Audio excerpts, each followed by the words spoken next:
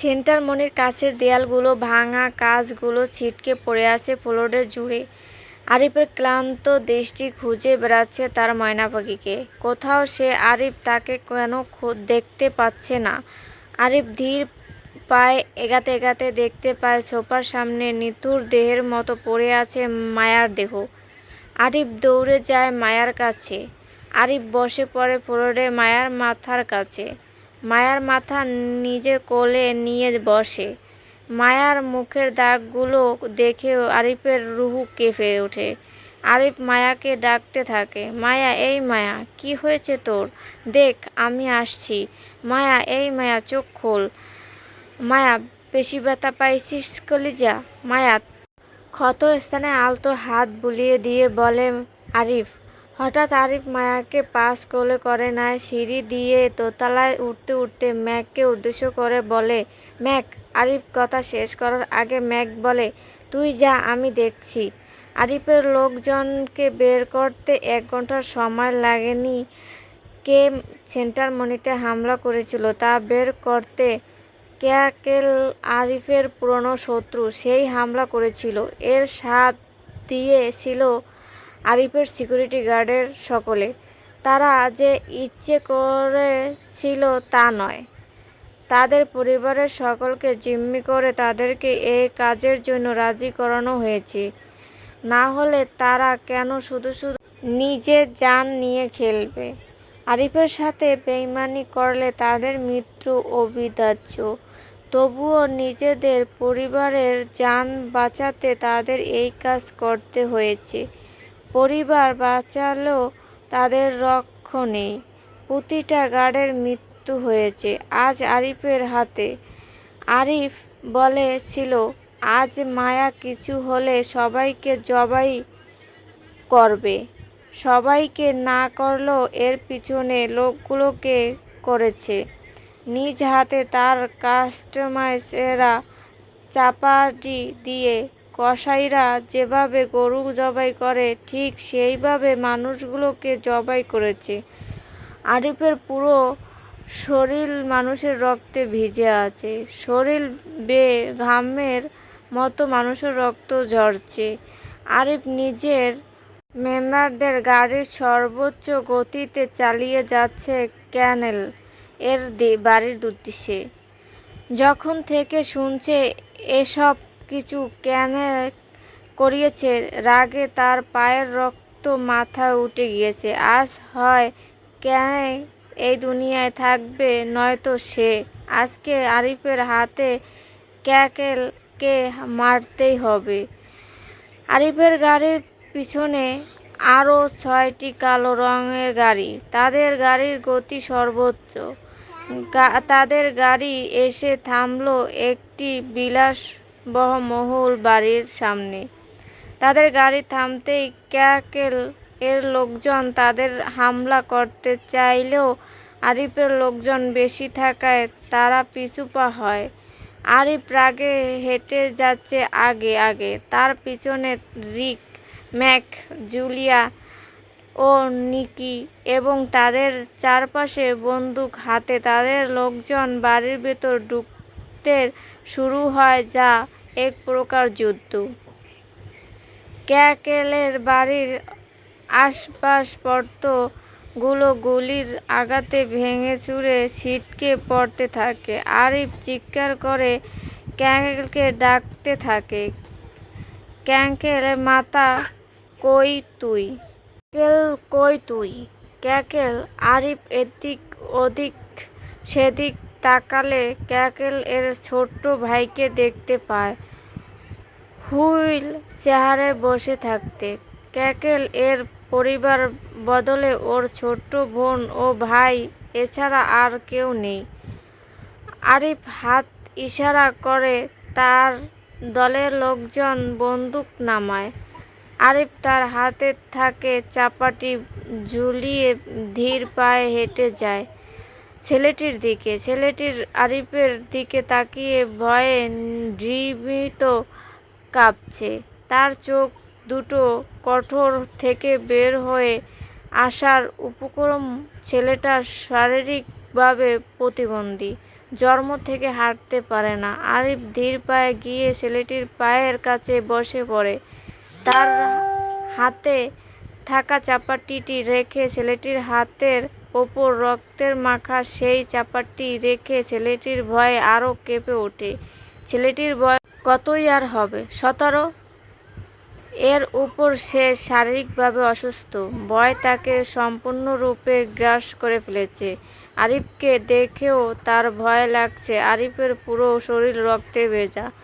মানুষের রক্ত দেখে মনে হচ্ছে রক্ত দিয়ে গোসল করে এসেছে। আরিফ মাথা নিচু করলো, এতে তার চুলগুলো চেহারা ঢেকে ফেললো। আরিফ যেই না ছেলেটির গায়ে হাত রাখে, ছেলেটি ভয়ে চিৎকার করে ওঠে, আহ!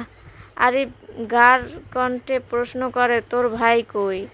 ছেলেটির ভয়ে ভয়ে জবাব দেয়, আমি জানি না ভাইয়া। অবশ্যই জানিস, বল কোথায় ও? ভয়ে ছেলেটি কান্না করে দিয়েছে। কান্নাবরত কণ্ঠে বলে, ভাইয়া আমি সত্যি জানি না। ক্যাকেল ভাইয়া কোথায়? আরিফ মুখ তুলে তাকায় ছেলেটির দিকে। আরিফের চোখ রাগে রক্তিম বর্ণ ধারণ করেছে। আরিফ এক হাতে ছেলেটির বাহু শক্ত করে ধরে বলল, কোথায়?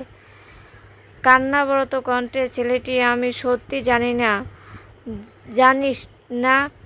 জানিস না বলেই রাগে গজগজ করতে করতে উঠে দাঁড়িয়ে আরিফ ম্যাকের দিকে হাত বাড়ায়। ম্যাক একটি রাইফেল দেয় আরিফের হাতে।